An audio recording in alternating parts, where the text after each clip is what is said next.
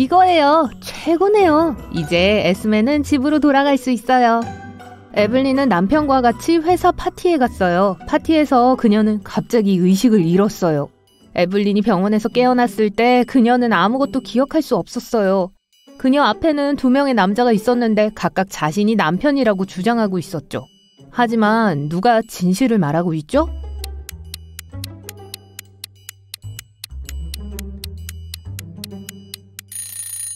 에블린과 남편이 회사 행사에 있었기 때문에 둘 다 그에 맞는 옷을 입었었죠.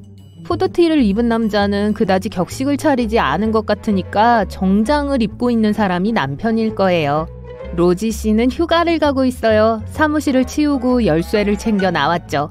2주 후 그녀가 돌아왔을 때 자기가 없는 동안 누군가가 자기의 사무실에 있었단 걸 바로 알게 되었죠. 어떻게 알았을까요?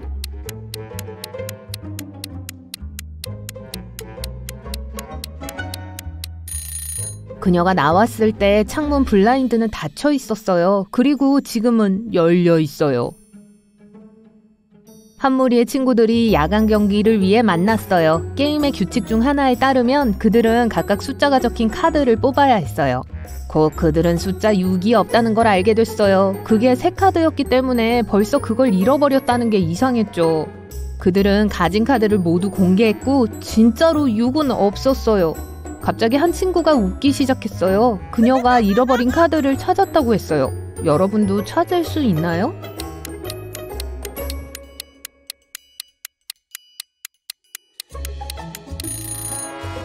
가진 사람이 사실 6을 갖고 있는 거예요. 그걸 거꾸로 들고 있었던 거죠. 카드는 8장 뿐이고 가장 높은 숫자도 8이에요. 또 다른 문명이 지구를 침략했다는 게 보도되었어요. 켈럼 형사는 인간이 아닌 모든 사람들을 찾는 특별 임무를 맡았어요. 그는 침략자를 찾기 위해 카페에 들어가서 그중 하나를 바로 알아차렸어요. 어느 고객이 사람이 아닌지 알 수 있나요?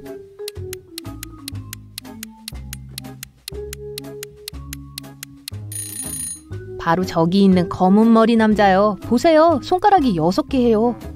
이 번화한 거리를 보세요. 여기서 사기꾼을 찾을 수 있나요?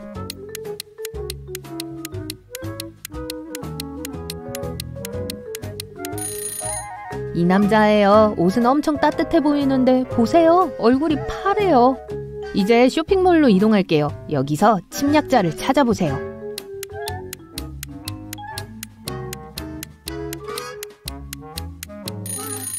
보세요. 이 여자는 희미하게 빛이 나요. 다른 세계에서 온 게 틀림없어요. 잡아야 할 침략자가 몇 명 더 있어요.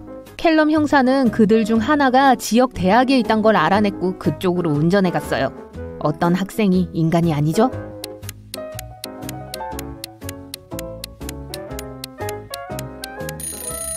보세요. 저 여자는 떠 있어요. 땅에서 몇 센티미터지만 그래도요. 확실히 평범한 학생은 아니죠. 퇴근 후 형사는 체육관에 갔어요. 하지만 거기서도 다른 행성에서 온 사람이 있었어요. 찾을 수 있으시겠어요?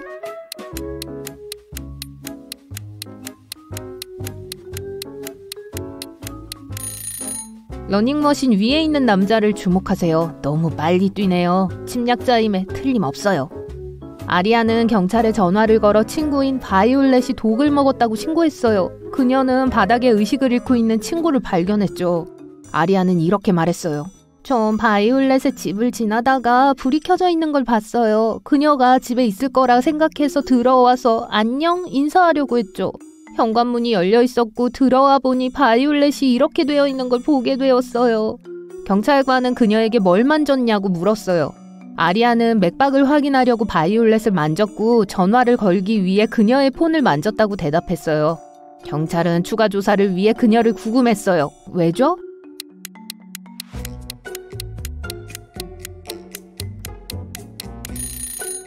방에 불이 꺼져 있어요. 하지만 아리아는 방이 어둡지 않았다고 했어요. 그래서 들어왔다고 했죠. 만약 그녀가 스위치에 손대지 않았다면 그녀는 지금 거짓말을 하고 있는 거예요. 화창한 봄날 일요일 아침이에요. 온 가족이 집에 있어요. 아침 식사 후 한나는 자신의 방으로 돌아갔다가 누군가가 장난으로 자신의 옷장에서 모든 옷을 훔쳐갔다는 걸 알아차렸어요. 그녀는 집에 있던 모두를 신문했어요. 한나의 엄마는 침실을 정리하느라 바빴다고 했어요. 그녀의 아빠는 집 앞에서 눈을 치우고 있었다고 했어요. 한나의 여동생인 세레니티는 방에서 비디오 게임을 하고 있었다고 했어요. 누가 한나의 옷을 가져갔죠?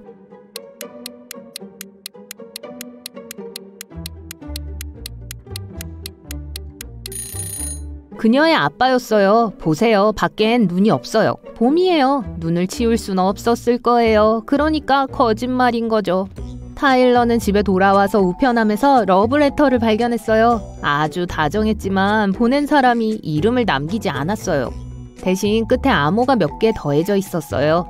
타일러를 비밀리에 짝사랑하는 사람의 이름을 알아낼 수 있나요?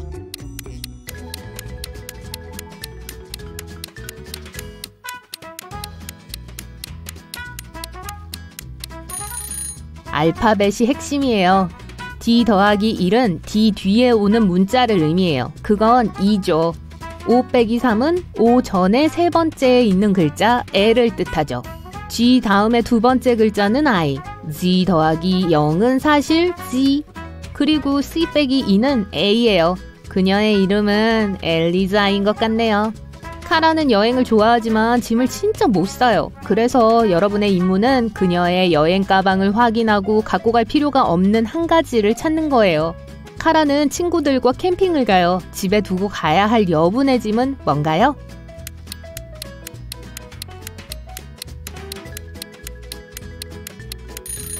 숲에는 전기가 들어오지 않아요. 이 전기주전자는 집에 두고 와도 돼요. 이번에는 멕시코에서 휴가를 보내기 위해 짐을 싸고 있어요. 그녀와 남자친구는 바다 바로 옆에 있는 아름다운 호텔을 예약했어요. 거기서 필요 없는 건 뭘까요?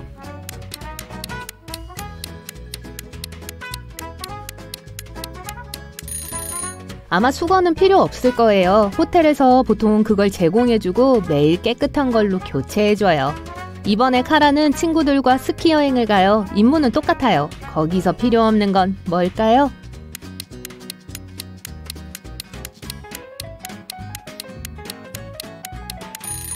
그들의 계획은 잘 모르겠지만 이 수영복은 필요 없을 것 같아요. 그리고 마지막으로 카라는 조부모님을 방문할 거예요. 그는 고고학자예요. 실수로 동굴에 갇히게 되었고 나갈 수 있는 방법은 3개뿐이었죠. 그녀의 지도에 의하면 왼쪽으로 가면 모든 걸 끌어당기는 연못으로 가게 된다고 해요. 만약 앞으로 곧장 간다면 보이는 모든 걸 먹어치우는 위험한 공룡들과 마주치게 될 거예요. 오른쪽으로 가면 분출하는 화산에 아주 가까이 있게 될 거예요. 어느 길이 안전할까요?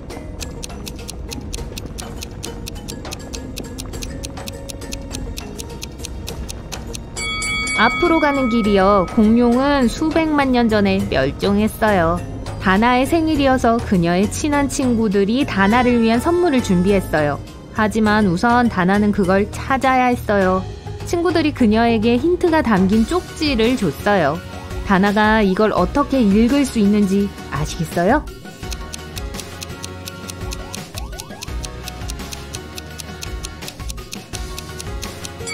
쪽지는 하나도 말이 안 돼 보이지만 말이 돼요. 글자가 거꾸로 되어 있어요.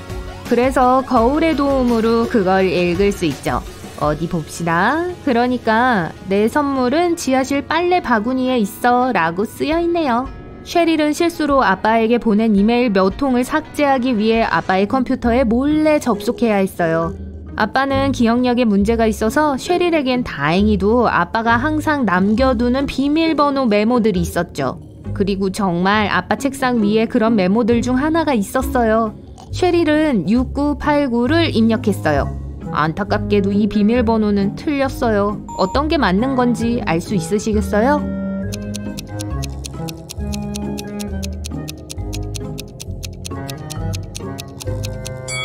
이 메모는 그냥 뒤집어져 있었어요. 셰릴은 6869를 시도해봐야 해요.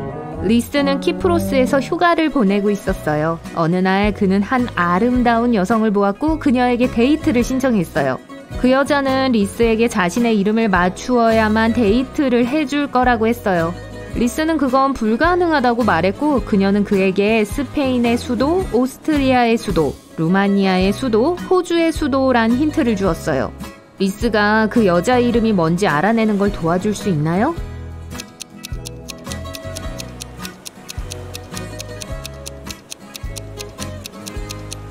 수도라는 게 이 나라의 이름들의 대문자를 가리켜요. 그래서 SAR 그리고 A. 그녀의 이름은 사라네요. 이본에게 개구리 4마리가 있어요. 닷, 호피, 요다, 그리고 아리스토텔레스. 그중 하나는 검은색과 녹색이고 3마리는 검은색과 파란색이에요. 다음과 같은 경우 각 개구리들이 어떤 색인지 알아보세요. 1. 닷과 호피는 같은 색이다. 2. 아리스토텔레스는 검은색과 초록색이 아니다.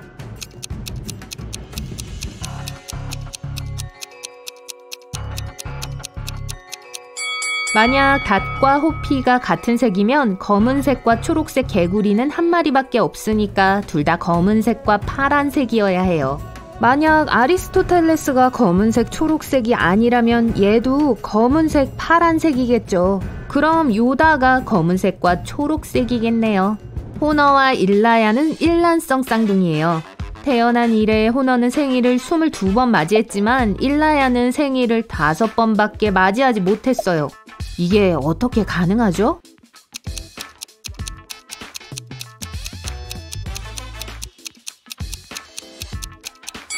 쌍둥이들은 윤년에 태어났어요. 호너는 2월 28일 밤 늦게 태어났어요. 밤 11시 59분이었죠.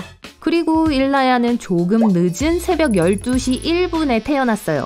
이미 그때가 2월 29일이었는데 이건 4년에 한 번밖에 오지 않죠. 이제 약간 긴장을 풀고 영화 이름 맞추기를 해봅시다. 제가 이모티콘 조합을 보여드릴 테니까 여러분이 해야 할 일은 영화를 맞히면 돼요. 준비됐나요? 첫 번째예요. 어때요?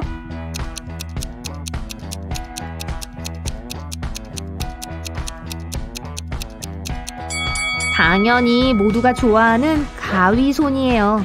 좋아요. 여기 다음 거예요. 분명 알 거예요.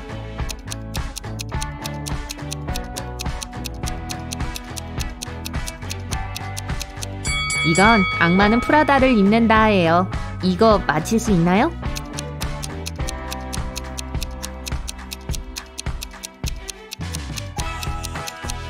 밀리언 달러 베이비예요. 계속합니다. 절대 틀릴 수 없을 거예요.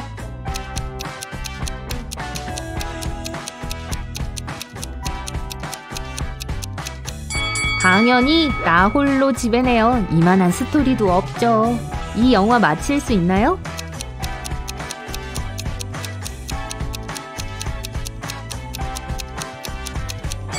이 반대로 변하는 게 벤자민 버튼의 시간은 거꾸로 간다를 생각나게 하네요. 몇 개 더 있어요. 전 이 영화를 정말 좋아하는데 여러분도 아시나요?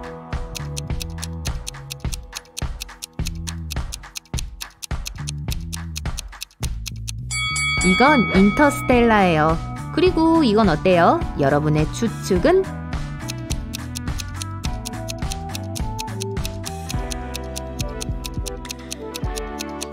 이건 나는 전설이다예요. 오후에 캘럼 형사는 점심을 먹으러 작은 식당에 갔어요. 주문을 기다리는 동안 웨이터와 고객이 다투는 걸 우연히 이야기를 하지 않았죠. 보세요. 루시가 조이의 이름이 적힌 커피잔을 들고 있어요. 조이는 나타나지 않았고 친구들의 전화도 받지 않았습니다. 루시, 론다, 릴리는 조이의 집에 갔습니다. 조이는 침대에서 담요를 덮고 있었어요. 친구들은 공포에 떨었습니다.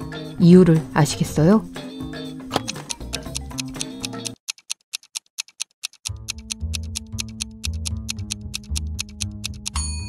조이는 창문을 암막 커튼으로 가려뒀어요. 그리고 귀와 치아의 모양이 바뀌었습니다. 뱀파이어로 변하고 있는 거예요. 릴리는 남아서 조이를 돌보기로 결심했습니다. 한편 론다는 루시에게 자신의 숙모 베라를 만나러 가자고 했어요. 베라는 다양한 물약을 파는 마술 가게를 운영하고 있어요. 조이에게 무슨 일이 일어났는지 듣고 베라는 이렇게 말했습니다. 오케이, 치유의 물약을 만들기 위해서는 3가지 재료가 필요해. 첫 번째 재료는 이거야. 나를 만날 때 사람들은 빨간색을 보면 가고 녹색에서 멈춰. 재료를 추측할 수 있으시겠어요?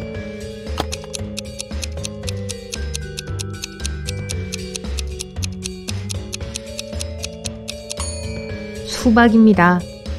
두 번째 재료를 얻기 위해 베라는 론다와 루시를 자신의 체리 정원으로 데려갔습니다.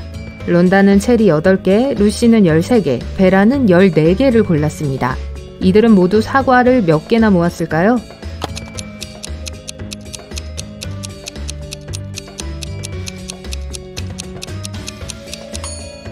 0개요. 사과는 체리나무 정원에서 자라지 않습니다.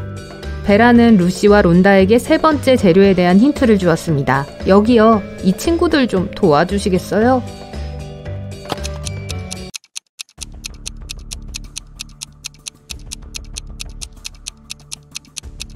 맨, 드래곤, 렛, 만드라고라입니다.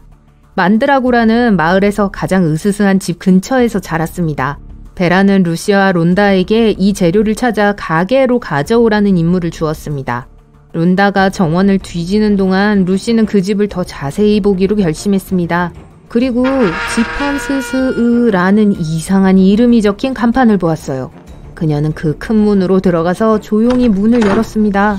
루시가 안으로 들어가자 그녀의 등 뒤에서 문이 쾅 닫혔습니다. 수많은 흡혈박쥐들이 그녀에게 달려들었습니다.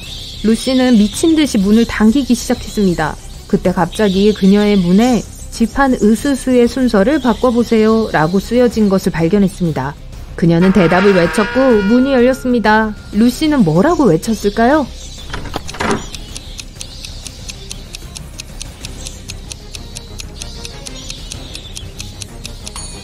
이곳의 진짜 이름은 으스스한 집이었습니다. 론다는 정원에서 3개의 뿌리 채소를 발견했습니다. 하지만 이들 중 오직 하나만이 만드라고라였어요. 론다가 어떤 채소를 골라야 하는지 알려주시겠어요?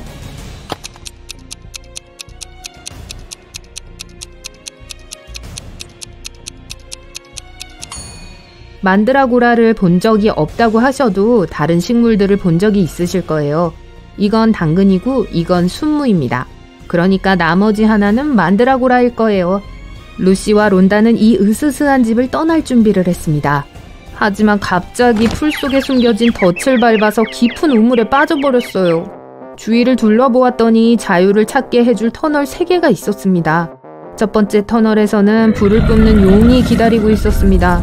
매우 화가 나 있고 사람들을 싫어했어요. 두 번째 터널에는 블랙홀로 통하는 입구가 있었습니다.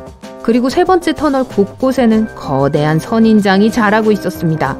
이 선인장의 즙은 모든 사람에게 유독했어요. 루시와 론다는 어느 쪽을 선택해야 할까요?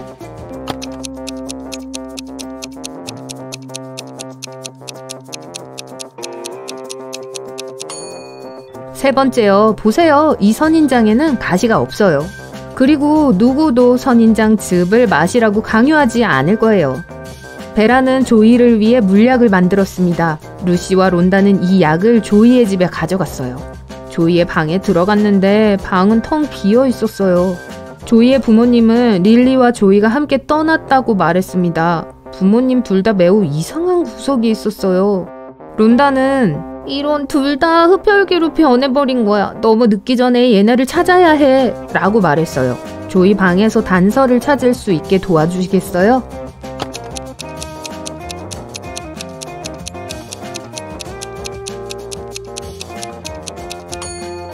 노트북을 보세요. 조이의 할머니를 만나러 가기 위해 라스베가스로 가는 기차표를 산 것 같아요. 루시와 론다는 기차에 탑승했습니다. 열차에는 이 다른 4명의 승객도 타고 있었어요. 이 승객 중 한 명은 티켓을 가지고 있지 않았습니다. 누군지 알아맞혀 보시겠어요?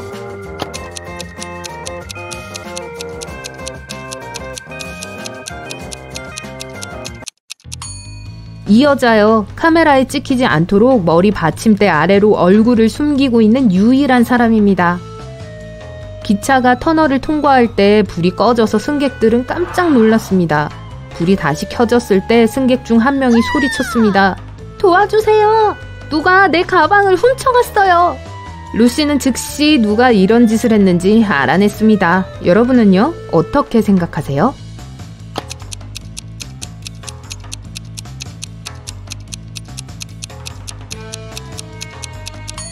이 남자요. 의자 밑에 화장품이 놓여있고 창문이 열려 있습니다. 그는 가방에 내용물을 자신의 배낭에 넣고 나서 그 가방을 창문 밖으로 던진 거예요.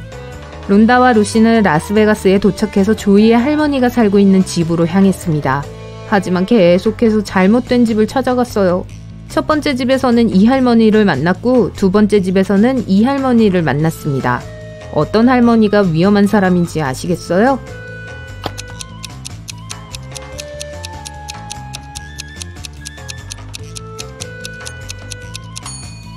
두 번째 할머니는 뭔가 꿍꿍이가 있는 것 같아요. 첫 번째 할머니는 할로윈 파티를 준비 중입니다. 마침내 루시와 론다는 맞는 집을 찾았습니다. 문은 열려 있었어요.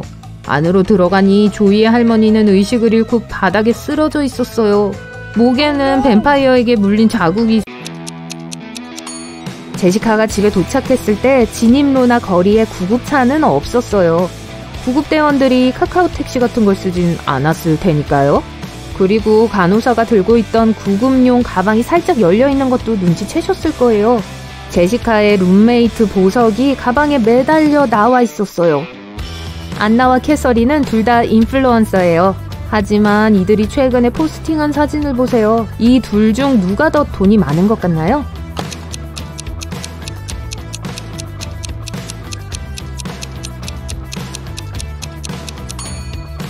당연히 캐서린이 더 부자겠죠. 캐서린의 사진에 있는 좋아요의 수를 보세요. 좋아요가 27,907개 있어요. 반면 안나는 좋아요가 9,837개 있네요. 즉 캐서린이 훨씬 더 많은 팔로워가 있고 수억은 더 번다는 걸 의미하죠. 애니는 아빠를 제외한 모든 사람들에게 줄 선물을 구했어요. 애니는 모두들 뭘 원하는지 알고 있었지만 아빠는 약간 비밀스럽고 말을 하는 타입이 아니었어요.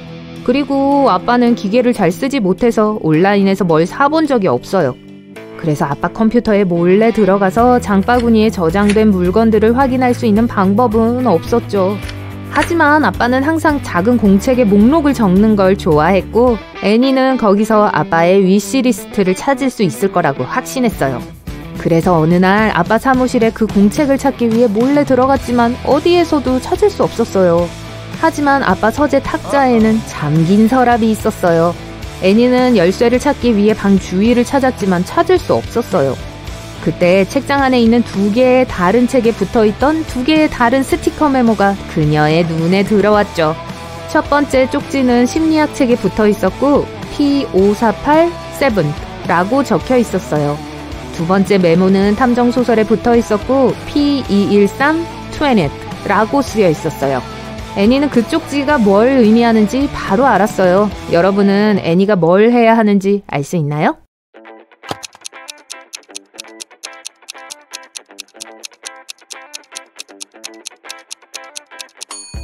애니는 첫 번째 책에서 548페이지를 펴고 이 페이지에서 7번째 단어를 찾으면 돼요.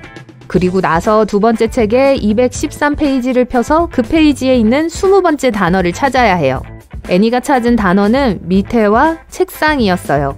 애니는 바로 책상 밑을 찾아보았고 서랍 열쇠가 책상에 붙어있는 걸 발견했죠.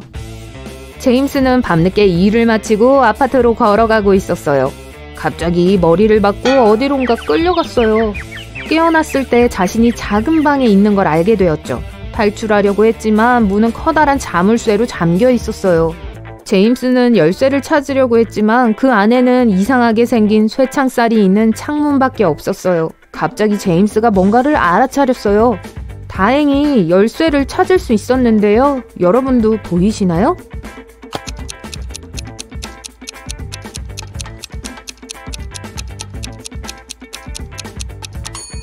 쇠창살 중 하나가 다른 것들과 달라요. 그게 열쇠예요. 지젤은 보름달이었을 때 숲에서 캠핑을 하고 있었어요. 자정이 지난 후 난로 옆에서 스모어를 만들고 있을 때 크게 울부짖는 소리를 들었어요. 숲에는 늑대인간이 있었는데 그곳에서 음식 냄새가 나서 지젤과 텐트를 찾을 수 있었던 거예요. 다행히도 늑대인간이 도착했을 때 지젤은 이미 도망쳤기 때문에 텐트에 없었어요. 지젤은 나무 뒤에 숨어서 괴물이 자기가 만든 스모어를 먹고 텐트를 찢는 걸 지켜보았죠. 늑대인간은 해가 뜨기 전에 떠났고 지젤은 자신의 텐트로 돌아왔지만 모든 게 엉망이 되어 있었어요. 음식이나 물이 더 이상 남아있지 않았거든요. 휴대폰 배터리가 다 떨어져서 누구에게도 전화를 할 수 없었어요. 지젤은 숲속을 헤매기 시작했고 곧 마녀의 집을 발견했어요. 집 안에 들어갔을 때 지젤은 마녀와 다른 여자를 보게 되었어요. 지젤은 마녀에게 자신을 집으로 보내줄 수 있는지 물었어요. 마녀는 한 가지 조건을 내걸며 도와준다고 했어요. 마녀는 지젤이 자신의 언니의 이름을 맞춰야만 지젤을 집으로 보내준다고 했죠. 그렇지 않으면 지젤을 개구리로 변신시켜버린다고 했어요. 다행히 지젤은 답을 알고 있어요. 하지만 어떻게 알았을까요?